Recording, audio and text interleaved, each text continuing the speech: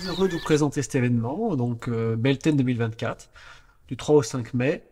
Donc ça va se dérouler à Issoire et également avec deux visites qui vont se dérouler, une sur le sanctuaire gaulois de Coran, donc à quelques kilomètres d'Issoire, et une autre sur un site avec un menhir où nous allons observer un lever de soleil tel que l'observaient nos ancêtres il y a 2000 ans et beaucoup plus pour le mégalithe. Donc ce lever de soleil de Beltane, on va pouvoir l'observer donc le samedi matin et le dimanche matin. Et nous avons également pour cet événement 5 conférences. Donc une première donc le vendredi soir qui sera donnée par moi-même et Simon Ferrandou. Donc moi je vais vous parler du sanctuaire gaulois de Coran, introduire quelques éléments dessus pendant à peu près une demi-heure. Simon Ferrandou vous parlera de Beltane, l'histoire de cette fête celte et toute la symbolique qui l'accompagne. Le lendemain matin, on ira voir le lever de soleil, justement, sur le sanctuaire gaulois de Coran, pour le vivre vraiment, comme tel qu'il était vécu il y a quelques milliers d'années. Et on enchaînera ensuite avec plusieurs conférences dans la journée de samedi. Donc, en tout premier, donc, on va recevoir Stéphane Maeder, qui est donc un archéologue qui a fait parler de lui l'année dernière parce qu'il a un article qui a été évoqué dans la presse. Il y avait un reportage sur France 3. On retrouve des articles de lui dans différents journaux comme Le Point par exemple.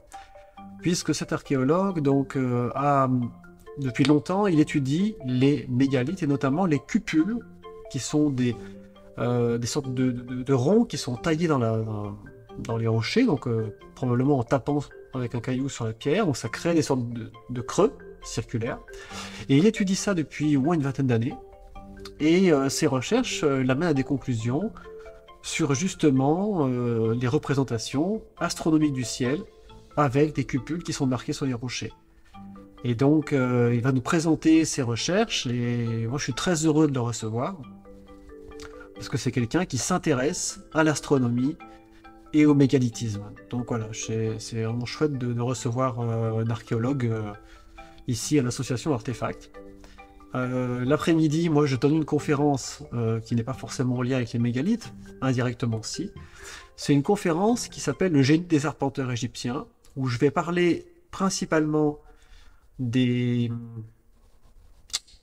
Je vais mettre en évidence que les Égyptiens ont pratiqué de l'arpentage, et qu'ils ont des méthodes extrêmement ingénieuses pour s'adapter à des contraintes telles que la forme de la Terre. Donc ça sera l'objet de la conférence, et donc on va prendre bien sûr pour exemple le plateau de Gizeh, et donc il y aura des découvertes nouvelles sur ce plateau de Gizeh pour mieux comprendre ce qui a été fait. Donc je vais repartir un petit peu des recherches d'auteurs qui m'ont précédé, comme John Legon, et également récemment, Fred de la chaîne Apprentissage a fait tout un travail dessus, et donc il a animé tout un tas de réflexions là-dessus. Donc on a échangé là-dessus, et j'ai du coup retravaillé un peu le sujet, et donc je vais présenter ça. Juste après moi, c'est Melissa Campbell qui va faire une conférence où elle va repartir du plateau de Gizeh et montrer comment ces pyramides ont été implantées sur le plateau de Gizeh en fonction de constantes astronomiques de notre système solaire. Donc ça, c'est quelque chose qui est vraiment intéressant. Donc, Melissa Campbell, c'est une universitaire qui vient d'Irlande et qui vient en France pour donner cette conférence. Donc moi, j'ai découvert son travail il y a quelques temps et par loisir, par passion, elle s'intéresse beaucoup à la métrologie des anciennes civilisations et ce qu'elle produit comme recherche m'a beaucoup parlé. Et quand j'ai lu son article, pour moi, c'était une évidence qu'elle avait découvert quelque chose de majeur. Parce que je faisais des constats similaires, pas forcément de la même manière, quoique pour certaines observations, c'est vraiment les mêmes constats que j'ai pu faire, mais vraiment, je pense elle a mis en évidence quelque chose d'extrêmement important qui permet de vraiment comprendre ce qu'ont fait les Égyptiens en disposant de leurs 3 pyramides, au-delà de la géométrie. Donc ça, je suis très content de recevoir Mélissa. Donc ça va être, je pense, deux très très chouettes intervenants entre Stéphane Maeder et Mélissa Campbell. Voilà, qui sont des gens quand même très pointus dans leur domaine. Donc voilà, c'est un peu international, puisque Stéphane Madère a étudié à Fribourg, Melissa Campbell l'a étudié en France, mais pas seulement, elle a aussi étudié dans d'autres pays. Donc voilà, c'est vraiment des gens de haut niveau. Et le lendemain, on va faire une visite sur un site mégalithique le dimanche matin. Et il y aura ensuite une conférence du docteur psychiatre Jean-Pascal Rouby, qui a déjà fait une conférence il y a quelques semaines ou mois, oui, c'était au mois de novembre. Et dans cette conférence, Jean-Pascal avait fait une première conférence qui s'appelait Archéologie interdite entre éveil et conspirationnisme, où il a essayé de réfléchir sur les mécanismes de résistance qu'il peut y avoir face à des faits qui sont euh, euh, objectivement intéressants et qui devraient normalement intéresser l'historien, l'archéologue et le faire se questionner sur des consensus qui existent à l'heure actuelle. Donc il ne s'agit pas de questionner telle ou telle théorie en archéologie, c'est plutôt de réfléchir à quels sont les mécanismes qui font qu'on résiste ou pas à une information contradictoire. Donc c'est une conférence qui est extrêmement intéressante où il a déjà passé 2 heures sur le sujet avec plein d'exemples concrets. Et il n'avait pas fini, il a envie de donner la suite de cette conférence.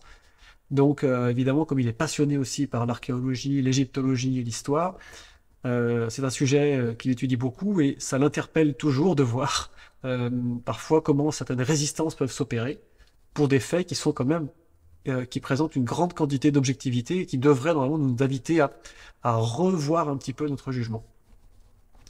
Donc voilà, donc ça va être quand même un week-end important, hein. On reçoit quand même des gens, je suis très content de recevoir des gens de cette compétence-là. Et je les remercie déjà d'être là. Et puis donc cet événement sur l'ensemble du week-end, il coûte 69 €. Ça sert à payer les frais de déplacement des intervenants, hein. Donc ils viennent d'Allemagne, d'Irlande, de Suisse, parce que Jean-Pascal est en Suisse. Donc ils vont venir, on va les héberger. Donc on a mis un coût le plus bas possible, qui est de 69 € pour l'ensemble de l'événement. Et il est possible également de choisir une journée si vous n'avez pas la possibilité de faire vendredi, samedi, dimanche. Donc ça va être possible aussi. Et on fait en sorte que ce soit gratuit pour les moins de 18 ans, les étudiants ou les gens qui n'ont pas de revenus tout simplement. Pour ça, il suffit juste de nous contacter par mail pour pouvoir demander à venir sans payer, quoi. Voilà, donc on fait en sorte que ce soit le plus accessible possible. Et voilà, globalement, ça sert juste à payer le déplacement des personnes qui sont là. Voilà, j'espère que c'est un événement qui va vous plaire, qui va attirer du monde. Je connais déjà le contenu, je sais que c'est un contenu passionnant, avec vraiment des découvertes nouvelles. Moi, je vais proposer des choses que vous n'aurez pas encore jamais entendues, hein, sur le plateau de Gizeh. Il y aura d'autres conférences plus tard dans l'année probablement sur ce sujet, où j'espère ne pas être le seul à intervenir non plus, mais celle-ci va déjà être une première préparation. Voilà, je n'en dis pas plus pour l'instant, et puis je vous donne rendez-vous du 3 au 5 mai pour cet événement. Merci à vous, à bientôt.